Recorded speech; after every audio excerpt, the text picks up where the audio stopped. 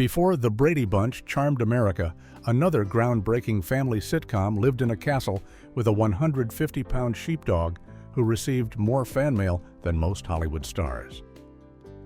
From spy crossovers to pronunciation disasters, casting switcheroos to a shocking cancellation orchestrated by Jackie Gleason's comeback, this wholesome 1960s series hides bizarre secrets that make Leave It to Beaver look downright ordinary.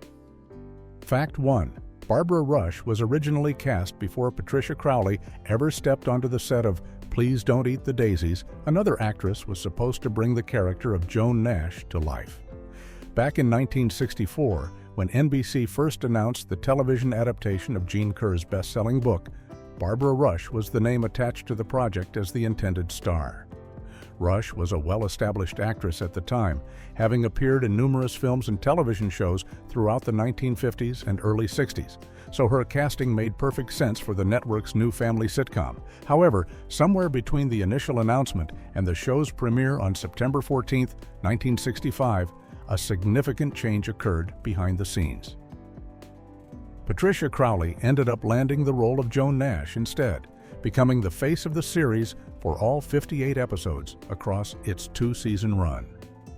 The exact reasons for this casting switch have never been fully documented or explained in public records, leaving fans and television historians to wonder what might have prompted the change. What we do know is that Crowley brought her own unique energy to the role, transforming what could have been a very different show into the version that aired on NBC. It's one of those fascinating Hollywood what-ifs that makes you think about how differently a series might have turned out with its originally intended star. Fact 2. The dog named after a movie. The Nash family's enormous Old English sheepdog had one of the most unusual pet names in television history, and the story behind it comes straight from the show's own fictional universe. Within the world of Please Don't Eat the Daisies, one of the Nash children had watched the 1962 film Lad a Dog and was so taken with the movie that they decided to name the family's new sheepdog after it, creating the memorable name Lad-a-Dog. This quirky naming choice wasn't just a random decision by the show's writers, but rather a deliberate nod to another popular dog story of the era, giving the character's name an origin that felt authentic to how real kids might actually come up with pet names. The film Lad-a-Dog was based on Albert Payson Terhune's beloved stories about a heroic collie, so the connection made perfect sense for a household full of boys who would have been exactly the right age to be influenced by animal adventure movies. Throughout the series, the family often shortened the name to just Lad in casual conversation, which made it sound a bit more natural while still maintaining that connection to the movie that inspired it. The name became such an integral part of the show's identity that even today, when people remember Please Don't Eat the Daisies, they often recall that big shaggy dog named Lad-a-Dog running through the family's castle-like home. Fact 3. Star was father of famous actress Mark Miller, who played the patient and understanding Father Jim Nash on Please Don't Eat the Daisies, had a remarkable legacy that extended far beyond his own acting career, as he was the real-life father of Penelope Ann Miller, one of Hollywood's most respected actresses.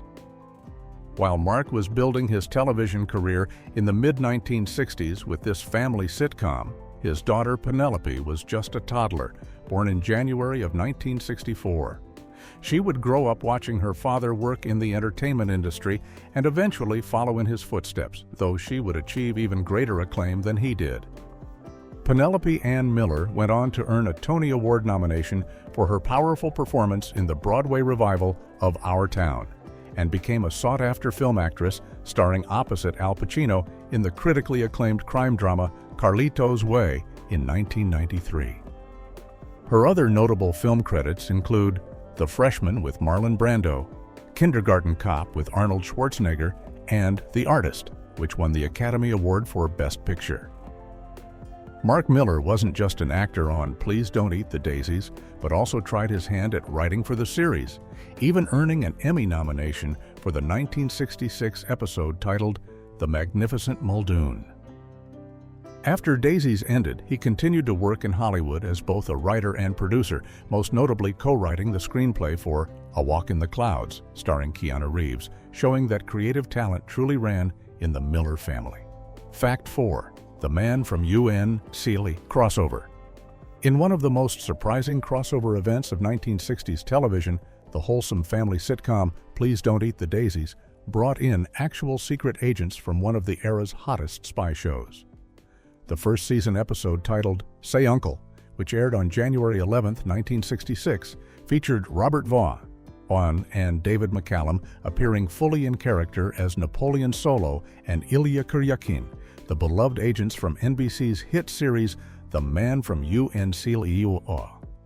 This wasn't just a case of the actors making a guest appearance as themselves or playing different characters, but rather a genuine crossover where the smooth secret agents somehow ended up interacting with the Nash family in their suburban setting. The spy universe connection didn't stop there, as Stephanie Powers later appeared in a second season episode called Remember Lake Serene, playing her character April Dancer from the spin-off series The Girl from UNCLEUR. These crossovers were particularly unusual for the time period, as mixing the glamorous world of international espionage with a domestic family comedy seemed like an odd combination, yet NBC made it work by having all these shows under the same network umbrella. The connection was actually strengthened by the fact that Patricia Crowley herself had appeared in the pilot episode of The Man from UNCLEUR before landing her role on Please Don't Eat the Daisies, creating a behind-the-scenes link that made these crossover episodes feel a bit more natural than they might have otherwise. Fact 5. Pat Crowley's radical role reversal. Patricia Crowley's casting as the wholesome, patient mother Joan Nash on Please Don't Eat the Daisies represented a dramatic shift from the types of roles she had been playing throughout her film career in the 1950s and early 1960s. Before becoming America's favorite TV mom, Crowley had built her reputation in Hollywood playing glamorous and flirtatious characters that were often described as sex kittens, a term commonly used in that era to describe young, attractive actresses who played alluring romantic leads. She had starred opposite major Hollywood names like Dean Martin and Jerry Lewis in comedies such as Money from Home in 1953 and Hollywood or Bust in 1956. Typically playing the kind of beautiful, sophisticated woman who turned heads rather than the kind who packed school lunches and dealt with household chaos. Her filmography also included the Douglas Sirk melodrama There's Always Tomorrow with Fred MacMurray and Barbara Stanwyck, where she once again played a more mature, romantic role. When she transitioned to television with Please Don't Eat the Daisies, audiences who remembered her from those earlier films must have been quite surprised to see her wearing aprons and wrangling 4 rambunctious boys instead of wearing elegant gowns and batting her eyelashes at leading men. This dramatic change in her public image showed Crowley's range as an actress and proved she could be just as convincing as a down-to-earth suburban mother as she had been playing glamorous characters on the big screen. Fact 6. The leading lady's secret connection. Patricia Crowley's involvement with The Man from UNCLEUR actually began before she ever set foot on the set of Please Don't Eat the Daisies, creating a behind-the-scenes connection that would later make the crossover episodes feel more organic. Back in 1964, Crowley had appeared in the pilot episode of The Man from UNCLEUR, which introduced audiences to the world of secret agents Napoleon Solo and Ilya Kuryakin and helped launch one of the most popular spy series of the decade.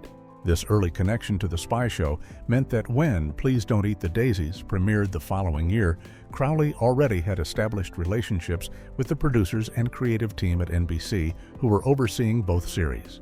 Her prior experience working on The Man from UNCLEUR pilot made it much easier for the network to arrange those unusual crossover episodes where Robert Vaughn and David McCallum appeared in character on the family sitcom, since Crowley was familiar with the show's style and tone.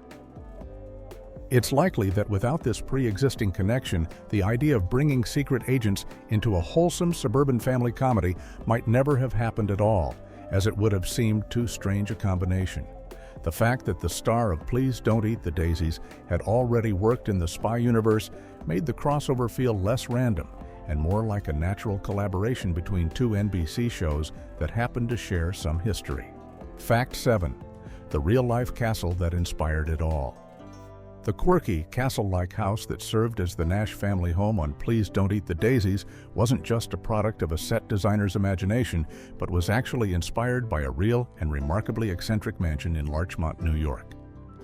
This was the actual home where author Jane Kerr lived with her husband, theater critic Walter Kerr, and their 6 children, and it served as the basis for her 1957 best-selling book that started the whole Please Don't Eat the Daisies phenomenon. When the house went on the market years later in 2003, the real estate listing provided an eye-opening inventory of its unusual architectural features, describing it as having 7 bedrooms, 6 stone angels, 3 gargoyles, 4 copper wolf heads, 5 portholes, 3 lions, and 27 carillon bells scattered throughout the property. The house had originally been built as a carriage house for an even larger mansion next door. And over the years, its owner, an eccentric inventor named Charles Brady King, had filled it with all sorts of salvaged items from demolished churches, ships, and other grand buildings, creating a truly one-of-a-kind home. When Jane Kerr and her family moved in, they toned down some of the more outrageous interior decorations, but kept much of the distinctive character that made the house so memorable. For the television series, the production team recreated the feel of this remarkable house on a Hollywood soundstage, capturing the whimsical, slightly chaotic atmosphere that came from living in such an unconventional home. Fact 8. Jackie Gleason killed the show. The cancellation of Please Don't Eat the Daisies after just 58 episodes can be directly traced to one of television's biggest stars and an ill-fated scheduling decision by NBC executives. During its first season in 1965 to 1966, the show aired on Tuesday nights and performed reasonably well in the ratings, competing against established series like Rawhide on CBS and Combat on ABC. However, when the network decided to move Please Don't Eat the Daisies to Saturday nights for its second season, the show found itself in a much tougher time slot, going head-to-head with The Jackie Gleason Show, It, on CBS. What made this competition particularly devastating was that Gleason had decided to revive his beloved Honeymooners sketches as part of his variety show during that same season, bringing back the classic characters of Ralph Cramden and Ed Norton that audiences had been missing for years. The nostalgia and star power of Gleason's Honeymooners revival absolutely dominated the ratings, and Please Don't Eat the Daisies simply couldn't compete with that level of audience loyalty and excitement.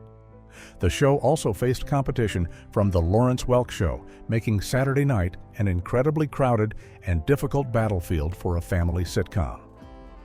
By the time the second season wrapped up in April of 1967, the ratings had fallen so dramatically that NBC had no choice but to cancel the series, ending its run at exactly 58 episodes and leaving fans wondering what might have been if the show had stayed in its original time slot.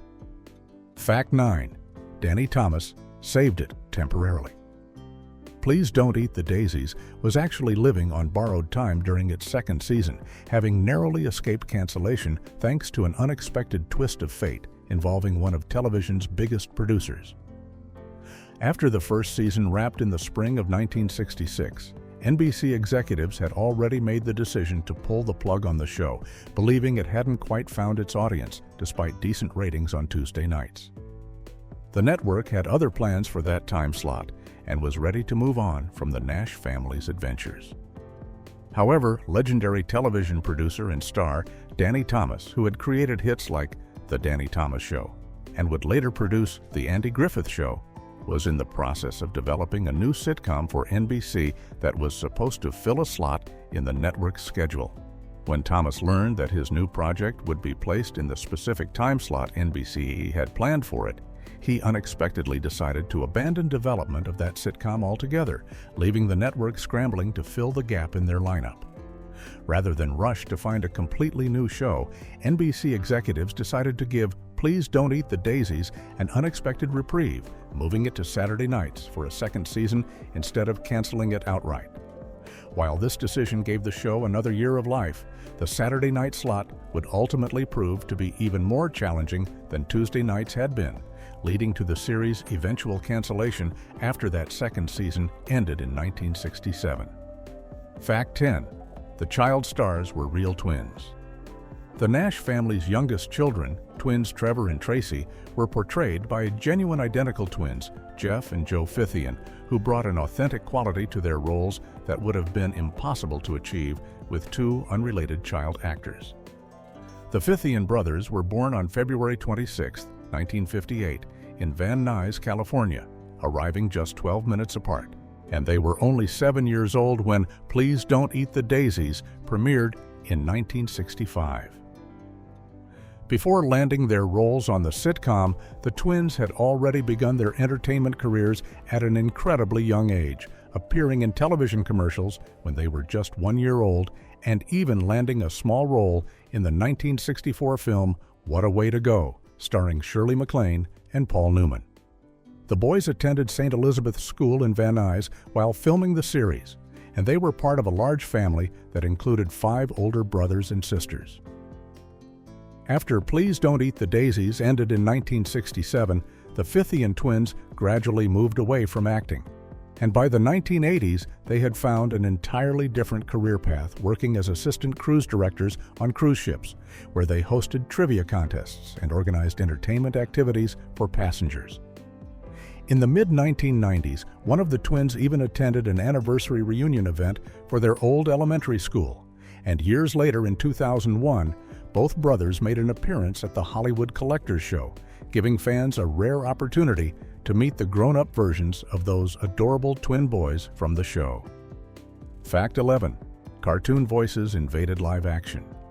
Two of the most recognizable voices in animation history made the leap from Saturday morning cartoons to primetime live-action television through their appearances on Please Don't Eat the Daisies, creating a unique crossover moment for fans of both mediums.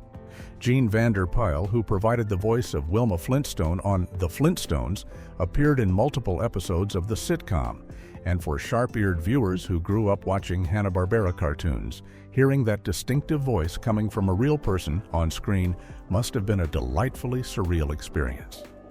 Vanderpyle actually had a recurring role on the series as Ethel Carter, appearing throughout the show's run, which meant audience got to hear Wilma Flintstone's voice in a completely different context on a regular basis. Janet Waldo, another legendary Hanna-Barbera voice actress best known for playing Judy Jetson on The Jetsons, also guest-starred in several episodes, bringing her own instantly recognizable vocal talents to the live-action world of the Nash family. Both actresses were incredibly prolific in the animation world, having voiced dozens of cartoon characters over their long careers, but seeing them perform in front of cameras rather than behind microphones in a recording studio gave audiences a rare glimpse of the real people behind some of television's most beloved animated characters. The presence of these two animation legends on a family sitcom also highlighted how interconnected the television industry was during the 1960s, with performers moving freely between different types of shows and bringing their unique talents wherever they went. Fact 12. A future TV legend. Was there years before he became one of Hollywood's most recognizable character actors, with over 200 film and television credits to his name. A young Clint Howard made recurring appearances on Please Don't Eat the Daisies as a child performer. Howard, who was born in 1959, was only about 6 or 7 years old when he appeared on the show during its 1965 to 1967 run, making this one of his earliest television roles. At that time, Clint was already building his career as a child actor, and his older brother Ron Howard was simultaneously becoming famous as Opie Taylor on The Andy Griffith Show, making the Howard brothers two of the most active young performers in Hollywood during the 1960s. Clint's appearances on Please Don't Eat the Daisies were part of a busy childhood that included roles on numerous other television series throughout the decade, establishing a work ethic and love for acting that would carry him through decades of steady employment in the entertainment industry. After the show ended, Clint Howard would go on to work with some of the biggest directors in Hollywood, including appearing in multiple films directed by his brother Ron, as well as collaborating with filmmakers like Robert Zemeckis, John Carpenter, and many others. His distinctive appearance and reliable performances made him a favorite among casting directors for character roles, and he became the kind of actor whose face audiences instantly recognize even if they can't always remember his name, proving that those early experiences on family sitcoms like Please Don't Eat the Daisies laid the foundation for a truly remarkable career. Fact 13. The dog was a Disney legend. The massive Old English sheepdog who played Lotta Dog on Please Don't Eat the Daisies was already a Hollywood star before the television series even began, having achieved fame in one of Disney's most successful live-action comedies. The dog's real name was Lord Nelson, and he had made his debut in Disney's 1959 hit film The Shaggy Dog, which helped popularize the Old English sheepdog breed in America and made Lord Nelson one of the most recognizable canine actors of his era. Born on May 15, 1961, in San Fernando, California, Lord Nelson came from champion bloodlines, with his parents being show dogs named Bridewell's Beauty and Cheyenne Sam. By the time he joined the cast of Please Don't Eat the Daisies in 1965, he was a seasoned professional who had already appeared in several other television shows, including Dr. Kildare, The Man from UNCWE, and The Lucy Show. What's truly remarkable is that Lord Nelson became more popular with viewers than most of the human actors on the show, reportedly receiving over 70,000 fan letters during the series' run, which was an extraordinary amount of mail for a television animal performer. At a hefty 150 pounds, Lord Nelson literally outweighed every member of the cast except for Mark Miller, who tipped the scales at 175 pounds, making the dog a physical presence on set that matched his star power. The show even gave Lord Nelson a quirky character trait, having him demonstrate an unusual affinity for telephones, which became a running gag throughout the series. Fact 14. The oldest living cast record.